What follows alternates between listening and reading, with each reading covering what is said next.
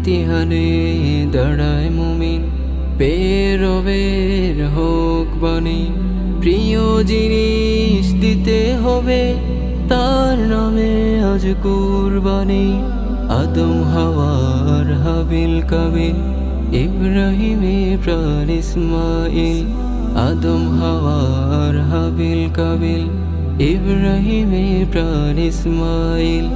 কুরবানির ওই সব ইতিহাস জানে সকল সন্ধানী। কুরবানি কুরবানি কুরবানি কুরবানি কুরবানি কুরবানি কুরবানি কুরবানি।